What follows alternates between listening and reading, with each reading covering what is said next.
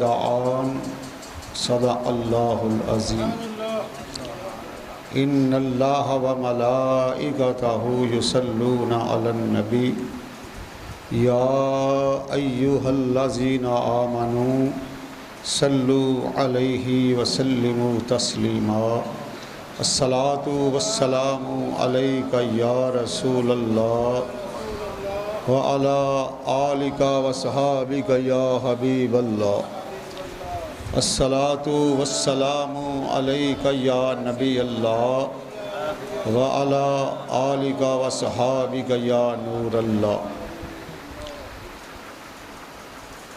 غلام پر محمد کی عنایت ہوتی رہتی ہے، کرم فرماتے رہتے ہیں، زیارت ہوتی رہتی ہے، کرم فرماتے رہتے ہیں، زیارت ہوتی رہتی ہے۔ مجھے تسلیم اے واعظ، برا ہوں میں بہت لیکن بروں پر بھی میرے آقا کی رحمت ہوتی رہتی ہے، کرم فرماتے رہتے ہیں، زیارت ہوتی رہتی ہے۔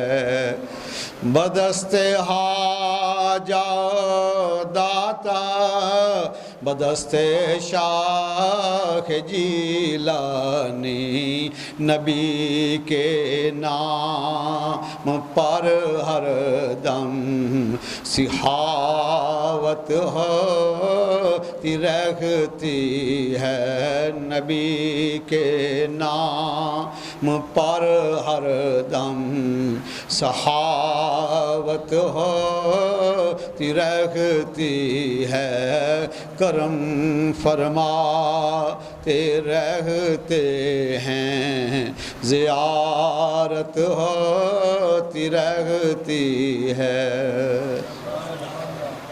اللہ سبحانہ کی حمد و ثنا کے بعد اللہ سبحانہ کے پیارے محبوب دنائے غیور مولا کل فخر الرسول ہادی سبل حسن کائنات رون کے کائنات مرکز کائنات محور کائنات غمہار کائنات تاجدار کائنات وجہ تخلیق کائنات صلی اللہ تعالی علیہ وآلہ وسلم کی بارگاہ قدسیہ میں ہدیہ درود و سلام پیش کیا۔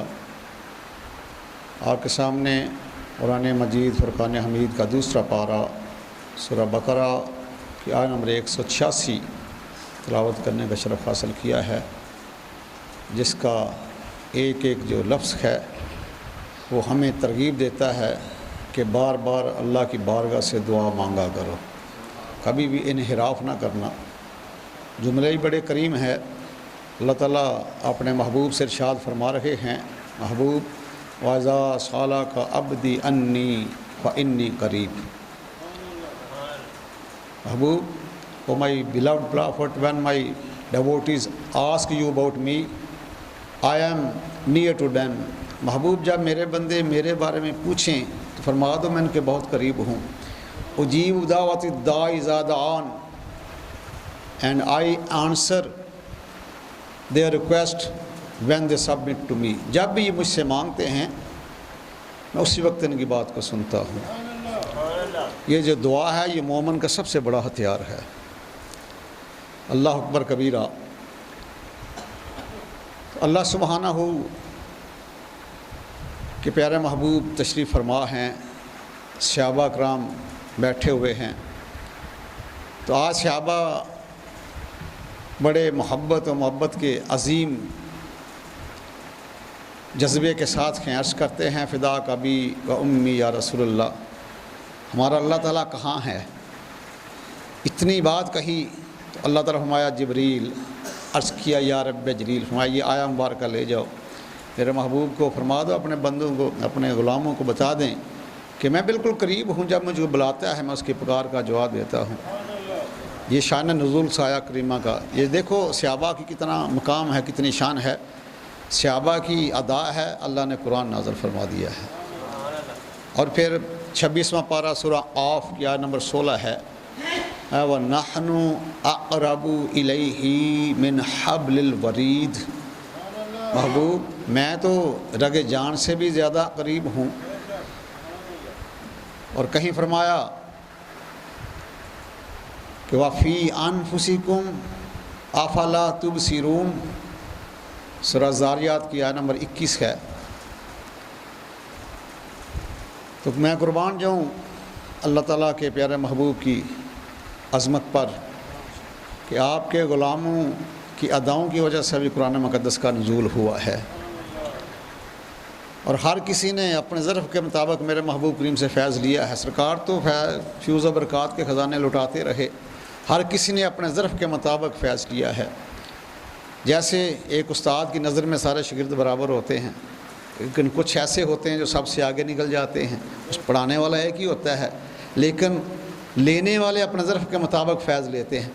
اسی طرح ایک مرشد کامل ہوتا ہے، اس کے کئی مریدان ہوتے ہیں، اور کچھ وہ ہوتا ہے جو سب سے بھی آگے نکل جاتا ہے، یہ اپنے ظرف کی بات ہے۔ ایسے ہی ایک مرشد کامل تھے، ان کے بھی بڑے مرید تھے، لیکن ایک مرید جن کو میں مرید صادق کہوں گا، وہ بہت آگے نکل گیا تھا، اپنے مرشد کی نظر میں خاص مقام رکھتا تھا۔ اب دوسرے جو ساتھی ہیں وہ اس کو اچھا نہیں سمجھتے تھے، حالانکہ یہ حسد نہیں کرنا چاہیے، رشک کرنا چاہیے جو صحابہ کی سنت ہے۔ تو مرشد کامل بھی باطل کی آنکھیں روشن تھی، وہ بھی دیکھ رہے تھے کہ یہ میرے مرید صادق کے ساتھ یہ کیوں حسد کرتے ہیں۔ انہوں نے کہا چلو آج پھر ان کو بتلا دیتا ہوں کہ اس نے کیسے مقام زیادہ نمایاں مقام کیسے حاصل کیا ہے۔ پیر صاحب نے حکم دیا تمام جتنے مریدین ہیں ان کو ایک ایک مرغی اور چھری دے دی جائے، اور حکم دیا کہ جاؤ وہاں جا کے مرغی ذبح کرو جہاں تمہیں کوئی نہ دیکھ رہا ہو۔ اب خوشی خوشی سارے چلے گئے مرشد کامل کے حکم کی تعمیل میں، کسی نے کمرے کے اندر جا کے مرغی کو ذبح کیا، کسی نے دیوار کے پیچھے کہیں نہ کہیں چھپ کر، لیکن وہ جو مرید صادق ہے وہ جب واپس آیا تو مرغی بھی ایسے ہی ہے، چھری بھی ایسے، اس نے ذبح نہیں کیا۔ اب وہ تمام ہنس رہے ہیں کہ دیکھو یہ اتنا چہیتا ہے، اس نے مرشد کے حکم کی تعمیل نہیں کی، تو ہم نے تعمیل کیا، آج اس کی ذرا کلاس لی جائے گی۔ جو ہی آئے تو مرشد صاحب نے پوچھا تو نے کہاں مرغی ذبح کی؟ اس نے کہا حضور میں نے وہاں کمرے کے اندر جا کر، کسی نے کہا دیوار کے پیچھے، کہیں نے کہا کہاں چھپ کر۔ اس سے پوچھا بھائی آپ نے مرغی کو ذبح نہیں کیا؟ مایا حضور آپ نے حکم دیا تھا کہ مرغی کو اس مقام پہ ذبح کرنا ہے جہاں کوئی نہ دیکھ رہا ہو، تو میں تو جہاں بھی گیا ہوں میرا اللہ مجھے دیکھ رہا ہے۔ سورہ بقرہ کی آیت نمبر 115 ہے پہلے پارے کی، وَلِلَّهِ الْمَشْرِقُ وَالْمَغْرِبُ أَيْنَمَا تَكُونُوا وَثَمَّ وَجْهُ اللَّهِ، میں جہاں بھی جاؤ گے مجھے وہیں پاؤ گے۔ فَأَيْنَمَا تُوَلُّوا ثُمَّ وَجْهُ اللَّهِ، مجھے وہاں سامنے پاؤ گے۔ تو یہی ہم پیغام دیتے ہیں کہ تجلی تیری ذات کا سو بسو ہے، جدھر دیکھتا ہوں ادھر تو ہی تو ہے، جدھر دیکھتا ہوں ادھر تو ہی تو ہے۔ اور جیسے یہ بدعقیدہ لوگ کہتے ہیں نا کہ دیکھو جی اگر نبی حاضر ناظر ہیں تو ہمیں نظر کیوں نہیں آتے؟ تو اللہ تعالیٰ حاضر ناظر ہیں، کیا نظر آتے ہیں؟ اللہ تعالیٰ ادھر بیٹھ کے عرش اعلیٰ پہ ہر چیز کو دیکھ رہے ہیں، اور میرے محبوب کریم بھی فرماتے ہیں دنیا والو یہ ساری دنیا کو میں ایسے دیکھ رہا ہوں جیسے اپنے ہاتھ کی ہتھیلی کو دیکھ رہا ہوں۔ سرکار ادھر بیٹھ کر ناظر ہر چیز کو ملاحظہ فرما رہے ہیں۔ اللہ اکبر کبیرہ۔ آئیے دعا کے بارے میں بہت ہی زیادہ احادیث مبارکہ ہیں۔ بخاری شریف کی حدیث ہے، اور جامعہ ترمذی کی حدیث نمبر ہے 3371، راوی سیدنا انس بن مالک رضی اللہ تعالی عنہ، انس بن مالک رضی اللہ تعالی عنہ قال رسول اللہ صلی اللہ تعالی علیہ وسلم الدعاء مخ العبادہ، دعا ساری عبادت کا مغز ہے، نچوڑ ہے۔ اس سے اگلی حدیث ہے، حدیث نمبر 3372، لیکن اس کے راوی ہیں حضرت نعمان بن ثابت رضی اللہ تعالیٰ عنہ، نعمان بن بشیر رضی اللہ تعالیٰ عنہ، یہ کوفہ کے گورنر بھی رہے ہیں اور اتنے محب اہل بیت تھے۔ جب یزید پلیز نے کہا نا کہ بیعت لو حسین ابن علی سے یا ان کے خلاف جنگ کے لیے تیار ہو، جس نے کہا یہ تم اپنے گورنر سنبھالو، میں اہل بیت کی محبت کے اوپر تمہاری گردن ان کو قبول جو ہے وہ قربان کر دیتا ہوں، وار دیتا ہوں۔ یہ وہ نعمان بن بشیر ہیں، یہ روایت فرماتے ہیں نعمان بن بشیر رضی اللہ تعالیٰ عنہ قال رسول اللہ صلی اللہ تعالیٰ علیہ وسلم الدعاء هو العبادہ، دعا بذات خود بھی عبادت ہے۔ اور بخاری شریف اور مشکاۃ صفحہ 195 ہے، ایسے کوئی مائی کا لال حوالے نہیں دے گا، چیک کر لینا، دنیا میں گھوم پھر کے دیکھ لینا۔ یہ اللہ تعالیٰ کے محبوب کا خاص کرم ہوتا ہے نا، جس کے اوپر اس کو اپنے فرمودات کے ساتھ اس کے سینے کو بھرپور فرما دیتے ہیں۔ بخاری شریف میں بھی حدیث ہے، مشکاۃ کا صفحہ 195 ہے، راوی ہیں سیدنا سلیمان فارسی رضی اللہ تعالیٰ عنہ۔ آپ فرماتے ہیں ان سلیمان فارسی رضی اللہ تعالیٰ عنہ قال رسول اللہ صلی اللہ علیہ وسلم لا يرد القضاء الا الدعاء، تقدیر کو کوئی چیز نہیں بدلتی لیکن اللہ والوں کی دعا تقدیر بھی بدل دیتی ہے۔ اور اسی صفحے کے اوپر مشکاۃ صفحہ 195 سلیمان فارسی روایت فرماتے ہیں کہ نبی علیہ الصلوۃ والسلام کا فرمان ذیشان ہے کہ میرے اللہ تعالیٰ بڑے حیا والے ہیں، کبھی ایسا نہیں ہو سکتا کہ اس کی بارگاہ میں ہاتھ اٹھائے جائیں اور اللہ تعالیٰ اس کو خالی لٹا دیں۔ تو یہ بھی حدیث ثابت کر رہی ہے کہ دعا جب بھی مانگنی ہے ہاتھ اٹھا کے مانگنی ہے۔ یہ بخاری شریف کی حدیث ہے اور مشکاۃ شریف کی حدیث ہے۔ سرکار فرماتے ہیں کہ میرے اللہ تعالیٰ اتنے حیا والے ہیں کہ جب کوئی ان کی بارگاہ میں ہاتھ اٹھا کے دعا مانگتا ہے وہ کسی کو خالی نہیں لٹاتے۔ دعا کے 3 درجے ہوتے ہیں، یا تو اسی وقت دعا قبول ہو جاتی ہے، یا اس دعا کے بدلے میں جو کو آنے والی مصیبت ہے وہ ٹل جاتی ہے، یا اس دعا کا اجر تمہیں اللہ تعالیٰ آخرت میں دیتے ہیں۔ لیکن کسی بھی سرکار کے غلام کی دعا کو اللہ تعالیٰ رد نہیں فرماتے۔ لیکن اس میں بھی کچھ باتیں ہیں، دعا مانگنے کا سلیقہ بھی تو آنا چاہیے نا، دعا مانگنے کا سلیقہ بھی ہو، طریقہ بھی ہو، پھر کچھ لمحات ہوں ایسے عظیم، کچھ مقامات ایسے ہوتے ہیں کہ جہاں پہ دعا بڑی جلدی قبول ہوتی ہے، جیسے 15 شعبان المعظم کو بڑی جلدی دعا قبول ہوتی ہے، جب بارش نازل ہو رہی ہو دعا بڑی جلدی قبول ہوتی ہے، جب حاجی حج کر کے واپس آتا ہے اس کی دعا بڑی جلدی قبول ہوتی ہے، جب کوئی مظلوم اللہ کی بارگاہ کرسی میں فریاد کرتا ہے اس کی دعا اسی وقت قبول ہوتی ہے۔ اور اس کے علاوہ جب یہ اذان اور تکبیر کے درمیان جو وقت ہوتا ہے اس میں دعا بڑی جلدی قبول ہوتی ہے، جمعے میں ایک ساتھ ہوتی ہے اس میں دعا بڑی جلدی قبول ہوتی ہے، اور سارے کا سارا رمضان مبارک میں ہر ساتھ میں دعا بڑی جلدی قبول ہوتی ہے۔ اور پھر سرکار فرماتے ہیں کہ ایک وقت وہ ہے جب آدھی رات گزر رہی ہو اس وقت دعا مانگو تو سب سے جلدی قبول ہوتی ہے۔ یہ جو عارفین لوگ ہیں نا انہوں نے اپنی زندگی کا نچوڑ پیش کیا ہے۔ یہ کھڑی شریف کے سلطان نے ایسے نہیں، اس حدیث کا ترجمہ لکھتے ہیں، فرماتے ہیں کہ پچھلی راتیں رحمت رب دی کرے بلند آوازہ، بخشش منگل والے کارن تے کھلا ہے دروازہ، بخشش منگل والے کارن تے کھلا ہے دروازہ۔ یہ کچھ دعا کے آداب ہوتے ہیں، کچھ اوقات ہوتے ہیں، کچھ مقامات ہوتے ہیں، پھر دعا مانگنے کا طریقہ بھی آنا چاہیے، سلیقہ بھی آنا چاہیے۔ آج ایسے بھی تو انسان نما جانور کہتے ہیں نہیں جی نعوذ باللہ نبی کے وسیلے کوئی ڈائریکٹ اللہ سے مانگو۔ میں پوچھتا ہوں یار کسی کی نہ مان، نہ میری مان، نہ اپنے کسی مولوی کی نہ مان، نہ مفسر کی، نہ محدث کی، لیکن ابا حضور کی تو مان لو نا۔ تو جو باپ کی نہیں مانتا دنیا سے کیا کہتی ہے؟ دنیا سے حلال زیادہ نہیں کہتی اور بڑا کچھ کہتی ہے۔ آئیے ذرا 4 کتابیں اٹھا کے دیکھیں، خصائص الکبریٰ ہے، معراج النبوت ہے، مدارج النبوت ہے، شامی شریف ہے، روح البیان ہے۔ ہمارے ابا حضور آدم صفی اللہ علیہ السلام 360 سال تک دعا مانگتے رہے، ربنا ظلمنا انفسنا وان لم تغفر لنا وترحمنا لنکونن من الخاسرین۔ 360 سال تک دعا مانگی ہے، قبول نہیں ہوئی۔ ایک دن اس حدیث کے راوی سیدنا فاروق اعظم ہیں روح البیان کے، ایک دن دل میں خیال آیا آج اس کا وسیلہ کیوں نہ دوں جس کا نام عرش اعلیٰ پہ اللہ کے نام کے ساتھ لکھا ہوا تھا۔ اس دن عرض کیا اللہم انی اسألک بحق محمد ان غفرت لی۔ یہ قرآن مقدس کی آیت ہے نا کہ جب ہم نے کچھ کلمات القاء کی آدم صفی اللہ کی طرف جن پر توبہ قبول ہوئی،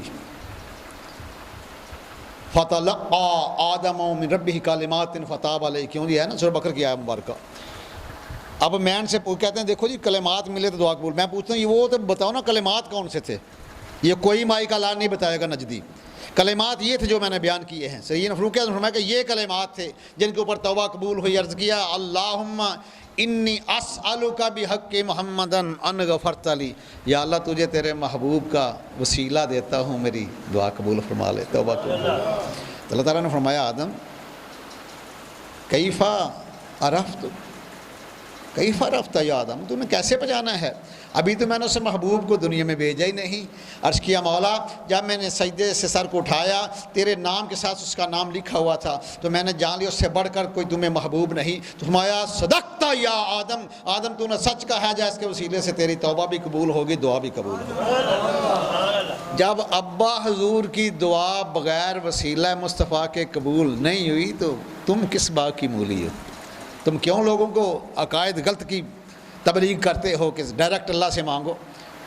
1.5 لاکھ صحابہ ہیں، حدیث کے سمندر میں غوطہ لگاؤ، جب بھی مانگا ہے سرکار سے مانگا ہے یا سرکار کے پردہ فرمانے کے بعد سرکار کا وسیلہ دے کے مانگا ہے۔ ایک اور بڑے عظیم عاشق کی بات آپ کو سناؤں، خواجہ ابو الحسن خرقانی رحمۃ اللہ تعالی علیہ، بڑے باکرامت ولی تھے۔ ابھی آپ کی پیدائش نہیں ہوئی تھی، حضرت باجد بستامی رحمۃ اللہ علیہ نے کے بارے میں لوگوں کو بتلایا تھا۔ تو سلطان محمود غزنوی رحمۃ اللہ تعالی علیہ عظیم عاشق رسول، جس نے 17 حملے کی، کہاں غزنی سے چلتے تھے تو دلی تک ہندوؤں کو نیست و نبود کرتے چلے جاتے تھے، ان کے تمام خداؤں کو ٹکڑوں میں تقسیم کرنے والی کوئی ہستی ہے تو سلطان محمود غزنوی کی ہے۔ آپ فرماتے ہیں کہ میں سانس لے کر اپنے مجاہدوں کو خرقان شہر کے باہر گیا، خیمہ لگایا تو میں نے اپنا قاصد بھیجا، جاؤ ابو الحسن خرقانی کی بارگاہ میں عرض کرو کہ غزنی کے شہنشاہ ہیں، آپ سے ملاقات کرنا چاہتے ہیں، ذرا ہمارے خیمے میں آ جائیں۔ تو اگر وہ نہ آئے تو یہ قرآن مقدس کی آیہ مبارکہ پڑھنا، 5واں پارہ سورہ نساء کی آیہ نمبر 59 ہے کہ آتی اللہ و آتی الرسول و اول الامر منکم، یہ آیت پڑھ کے سنانا کہ اللہ کی بھی اطاعت کرو، اس کے رسول کی بھی، اور حاکم وقت کی بھی۔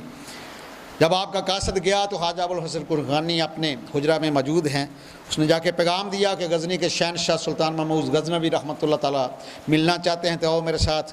مایا کہ اللہ والے کبھی بادشاہوں کے پاس نہیں جاتے، اور الحمدللہ میرے اس ولی کامل کا مرید ہوں کہ جس کو دوسرے مسلک والے بھی کہتے ہیں کہ عالم بابنا، الخواجہ ابو داؤد محمد صادق صاحب رحمۃ اللہ تعالیٰ علیہ۔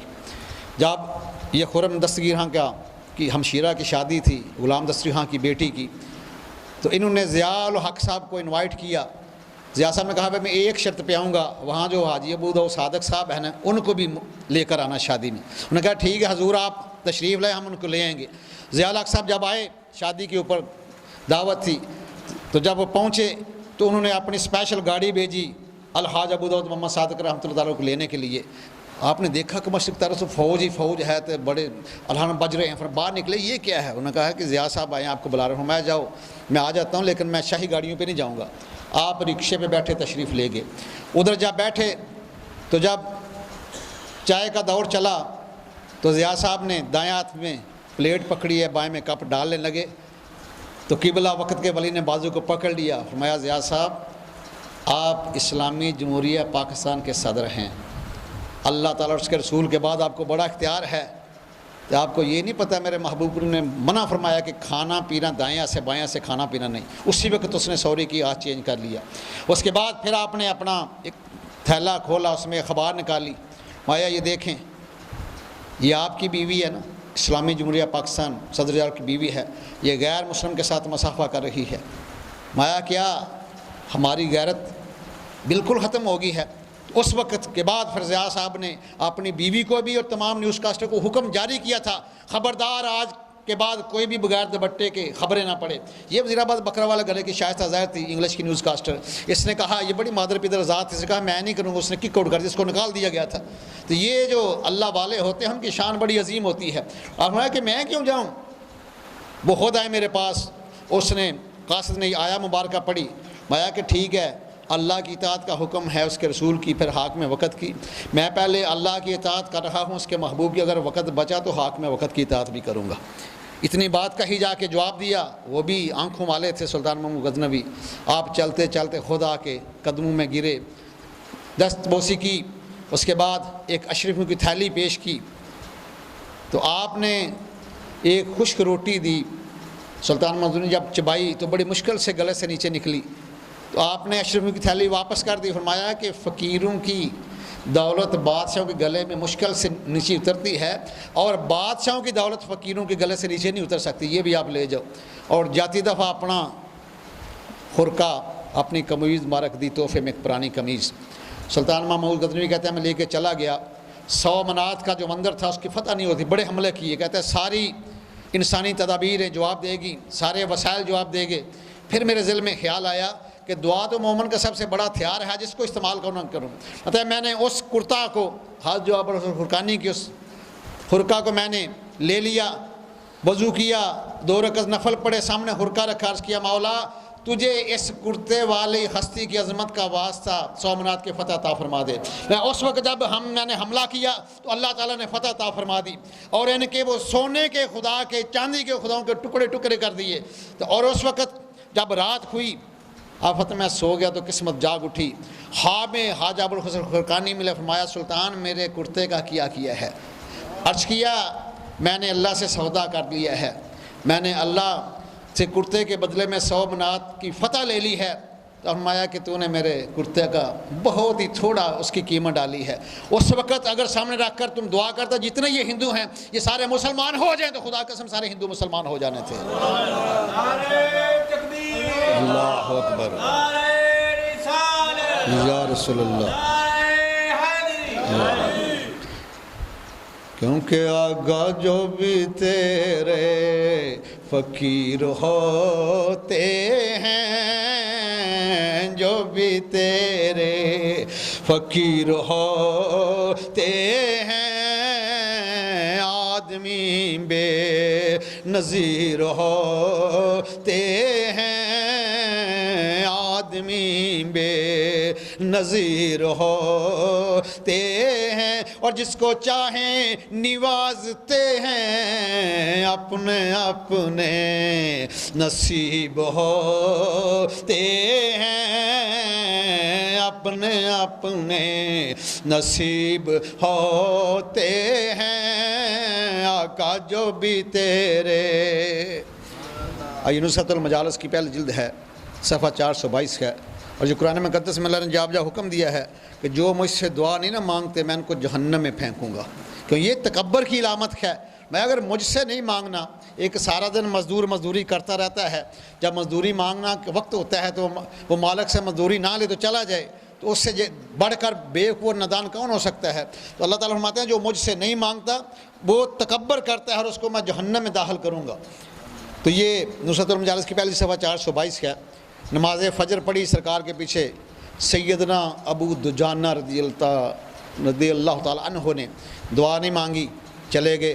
صحابہ نے عرض کیا فدا کا بھی و امی یا رسول اللہ، آپ کے غلام ابو دجانہ نے نماز تو آپ کے پیچھے پڑھی ہے، دعا نہیں مانگی، اگر دعا مانگنا ضروری نہ ہوتا تو میرے محبوب کریم خاموش ہو جاتے۔ سرکار نے ابو دجانہ کو طلب کیا اپنے دربار میں، فرمایا ابو دجانہ کیا بات ہے، نمازیں میرے پیچھے پڑھتا ہے اور میرے ساتھ مل کے دعا کیوں نہیں مانگتا؟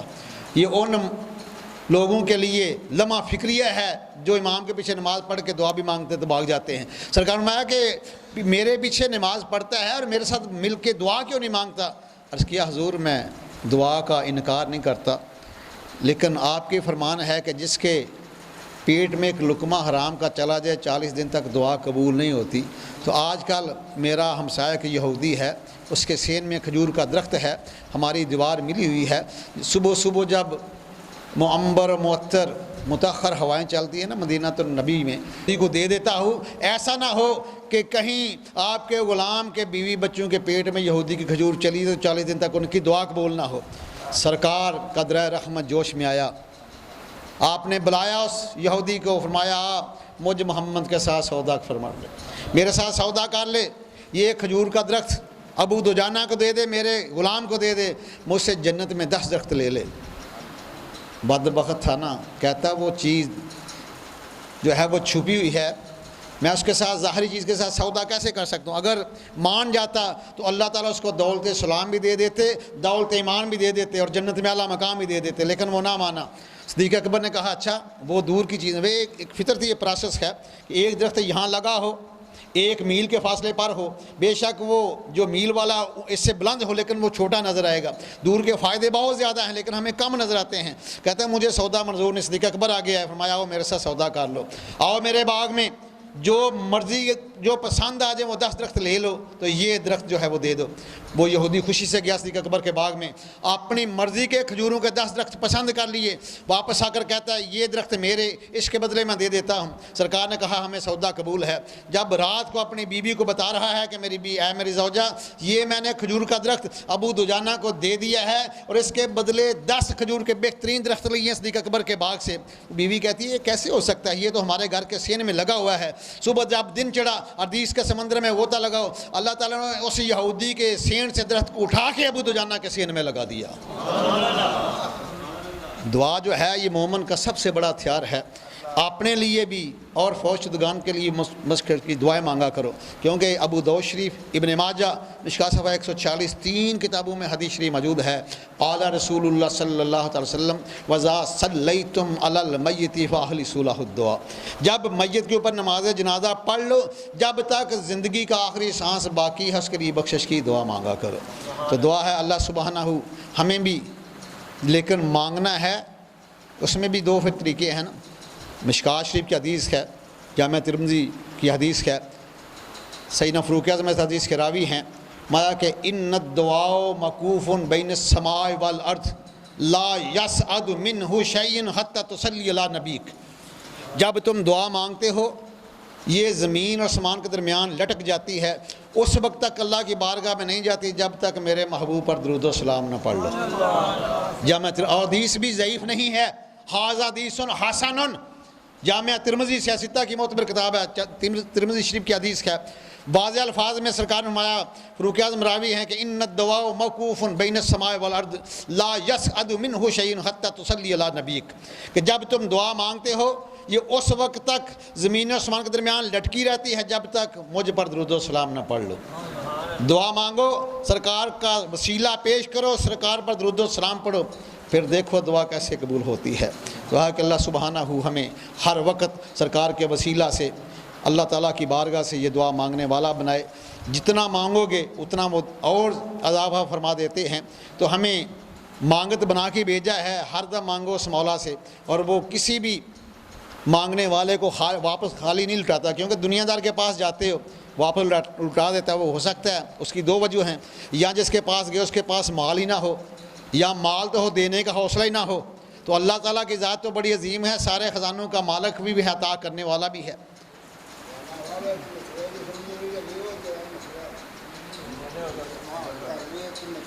جی آپ جو مریدنی ہے نا، مریدنی وہ اپنے پیر سے بھی 10 کے ہاتھ کے ساتھ السلام علیکم نہیں لے سکتی۔ ان خواتین کے ساتھ آپ ہاتھ ملا سکتے ہیں یا تو جو آپ کے نکاح میں ہیں یا جن کے ساتھ آپ کا نکاح ہمیشہ کے لیے حرام ہے، جیسے ماں ہے، بہن ہے، پھوپھی ہے، خالہ ہے، بیوی ہے، دادی ہے، نانی ہے۔ اس کے علاوہ سالی بھی غیر محرم ہے، سالی کے ساتھ بھی آپ ہاتھ نہیں ملا سکتے۔ بہو جو ہے وہ محرم ہے، سسر بہو کے ساتھ ہاتھ ملا سکتا ہے، اور ساس داماد کے ساتھ ہاتھ ملا سکتی ہے، وہ اس کے محرم ہیں۔ اس کے علاوہ کسی اور جتنے بھی غیر محرم رشتے ہیں، چاہے وہ کتنے ہی معزز کیوں نہ ہو، عورت کو اس کے مرد کے ساتھ ہاتھ ملانے کی اجازت شریعت نے نہیں دی، حتیٰ کہ اپنے پیر کے ساتھ بھی عورت ہاتھ نہیں ملا سکتی۔ دعا ہے کہ اللہ تعالیٰ عمل کی توفیق عطا فرمائے۔ بسم اللہ الرحمن الرحیم، اللہم صلی علی محمد النبی الامی وعلی آلہ وسلم تسلیما۔ اللہم ربنا ظلمنا انفسنا وإن لم تغفر لنا وترحمنا لنکونن من الخاسرین، لا الہ الا انت سبحانک انی کنت من الظالمین۔ اللہم ربنا افرغ علینا صبرا وثبت اقدامنا وانصرنا علی القوم الکافرین وانصرنا علی القوم الظالمین وانصرنا علی القوم المشرکین وانصرنا علی القوم الفاسقین وَإِذَا مَرِضْتُ فَهُوَ يَشْفِينِ إِنَّ رَبِّي لَسَمِيعُ الدُّعَاء۔ یا رب مصطفیٰ، تجھے تیرے محبوب کی عظمت کا واسطہ، تجھے محبوب کے والدین کریمین طیبین طاہرین کی شان کا واسطہ، محبوب کے ازواج مطہرات اولاد پاک صحابہ کرام کی عظمت کا واسطہ، یا رب مصطفیٰ تجھے شہدائے بدر احد خندق شہدائے کرب و بلا کی شہادت کا واسطہ، میرے مولا اسلام کا بول بالا فرما، یا اللہ کفر کا منہ کالا فرما، عالم اسلام کی خیر فرما، میرے مولا اس پیارے پاکستان کی خیر فرما، اس میں بسنے والوں کی خیر فرما، یا رب مصطفیٰ بد عقیدگی کے فتنے سے محفوظ فرما، یا رب مصطفیٰ نجد کے فتنے سے محفوظ فرما، ادب سرکار کی دولت عطا فرما، عشق سرکار کی دولت عطا فرما، میرے مولا ہر شر سے محفوظ فرما، ہر خیر عطا فرما، ہر برائی سے محفوظ فرما، ہر بلائی عطا فرما، میرے مولا اپنے گھر کی زیارت کی توفیق عطا فرما، گنبد خضراء کی سنہری جالیاں بھی دکھا۔ اللہم ربنا تقبل منا هذه صلاۃ الفجر مع جماعت المسلمین، خدایا بحق آل رسول گناہ بخش ہمارے دعا کر قبول، وصلی اللہ تعالی علی رسولہ وخیر خلقہ محمد وعلی آلہ واصحابہ اجمعین، آمین برحمتک یا ارحم۔